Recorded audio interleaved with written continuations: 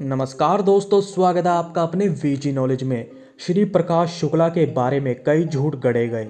कहा गया उसके पिता टीचर थे और तो और ये तक कहा गया कि श्री प्रकाश शुक्ला की बहन के साथ छेड़छाड़ की गई, जिसके बाद श्री प्रकाश शुक्ला ने उस व्यक्ति को मार डाला और यहाँ से ही उसकी क्राइम की दुनिया में एंट्री हुई। श्री प्रकाश शुक्ला को लेकर आखिर क्या है हकीकत, आज हम वो सब इस वीडियो में बताएंगे, तो वीडियो को शुरू से लेकर आखिर तक जरूर देखिएगा। श्री प्रकाश शुक्ला का असली नाम शिव प्रकाश शुक्ला था।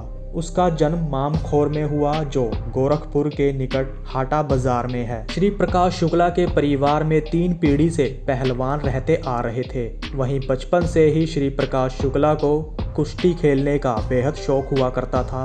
परिवार वालों को लगता था कि श्री प्रकाश शुक्ला आगे जाकर बड़ा पहलवान बनेगा और उनका नाम रोशन करेगा। उसके पिता एयरफोर्स में थे। रिटायरमेंट के बाद वो ठेकेदारी का काम करने लगे। वो बैंकॉक में भी रहे।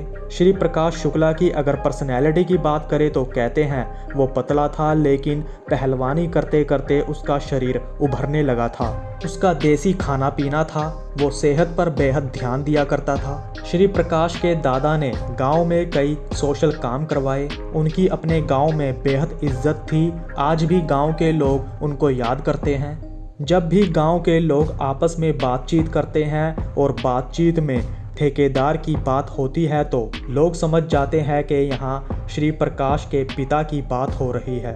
गांव में ग्राम प्रधान का श्री प्रकाश के पिता ने चुनाव भी लड़ा, लेकिन वो जीत हासिल नहीं कर पाए। छोटी उम्र से ही उसको बड़े बड़े बदमाशों के किस्से सुनने का शौक था।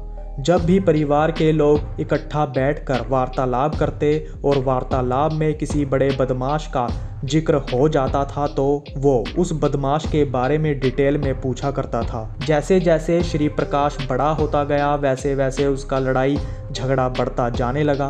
पढ़ाई की तरफ से श्री प्रकाश का मन हटने लगा था। वहीं सोशल मीडिया पर झूठ फैलाया गया कि राकेश तिवारी नाम के व्यक्ति ने श्री प्रकाश की बहन के साथ छेड़छाड़ की, तो श्री प्रकाश ने राकेश को मारकर क्राइम की दुनिया में कदम रखा। गांव वालों का कहना था कि श्री प्रकाश पर जो फिल्म बनाई गई, फिल्म मेकर्स ने ना तो श्री प्रकाश शुक्ला के गांव में जाकर गांव वालों से इंफॉर्मेशन ली, ना ही परिवार वालों से मुलाकात की। परिवार वालों का कहना है कि श्री प्रकाश और राकेश तिवारी में वर्चस्व को लेकर लड़ाई हुई। दोनों एक दूसरे को ये दिखाने में लगे रहते थे कि वो उससे ज़्यादा ताकतवर है। राकेश तिवारी एक बड़ा बदमाश था, तो वहीं श्री प्रकाश के मन में भी कहीं ना कहीं बड़ा बनने का था। 1993 में एक दिन श्री प्रकाश शुक्ला पिस्टल लेकर घर से निकलता है। वो राकेश तिवारी को आता देखता है, जिसके बाद श्री प्रकाश शुक्ला ने राकेश को गोली मार दी। ये तो थी श्री प्रकाश शुक्ला की जिंदगी से जुड़ी बातें जब वो क्राइम की दुनिया से बाहर था। ऐसा श्री प्रकाश शुक्ला ने क्या किया कि लोग उसके नाम से खौफ खाने लगे थे। पहली हत्या को करने के बाद वो बैंकॉक भाग गया।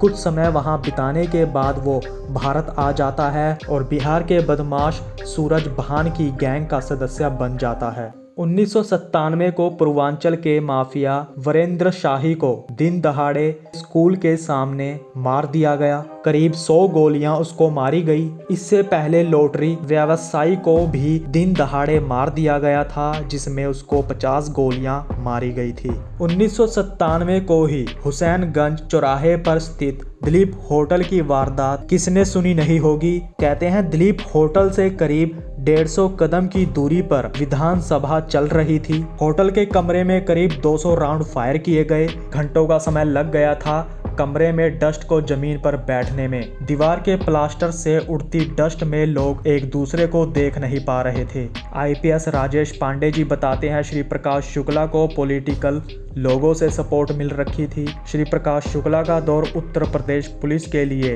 बेहद ही खराब दौर रहा।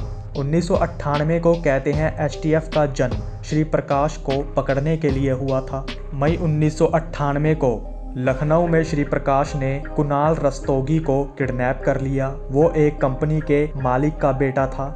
जब पिता ने बच्चे को बचाने की कोशिश की तो उसको श्री प्रकाश ने मार दिया। वहीं कहते हैं भारी रकम हासिल करने के बाद उसने बच्चे को छोड़ा था। विधायक देवेंद्र दुबे और श्री प्रकाश शुक्ला बहुत अच्छे मित्र हुआ करते थे, तो देवेंद्र की हत्या हो जाती है। इसमें बिहार के मंत्री ब्रज बिहारी प्रसाद का हाथ बताया गया, जिसके बाद जून 1998 को ब्रज बिहारी को श्री प्रकाश द्वारा मार दिया गया। थोड़े ही समय बाद श्री प्रकाश ने पूर्णिया के विधायक अजीत सरकार की भी कथित रूप में हत्या कर दी।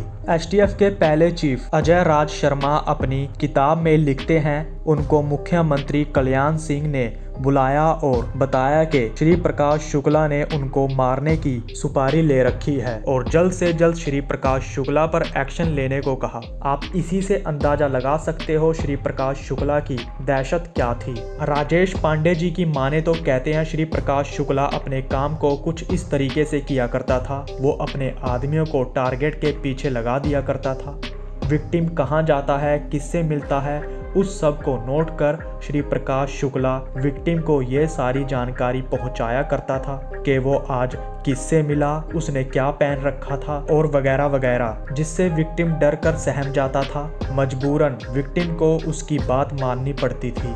एक बार जब आरिफ होटल वालों को श्री प्रकाश ने फोन कर धमकाया और पैसों की डिमांड की, जब श्री प्रकाश ने फोन किया था तो उस फोन को पुलिस भी सुन रही थी। यह फोन ग्रेटर कैलाश 2 से किया गया था। वहीं आजाद मंडी में एक छोटे से होटल में पुलिस ऑफिसर्स राजेश पांडे, अरुण और अन्य ऑफिसर्स ठहरे हुए थे। पुलिस ने पीसीओ वाले से श्री प्रकाश के हुलिया जानने की कोशिश की।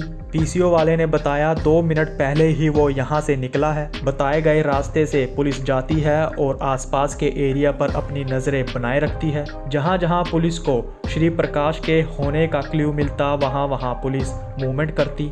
22 सितंबर 1998 को आखिर में गाजियाबाद में इंदिरापुरम के पास श्री प्रकाश को घेर लिया गया। उसके साथ वहाँ उसके 2 और साथी थे, जिनका नाम था सुधीर और आनंद। श्री प्रकाश शुक्ला समेत दोनों को पुलिस एनकाउंटर में मार दिया गया।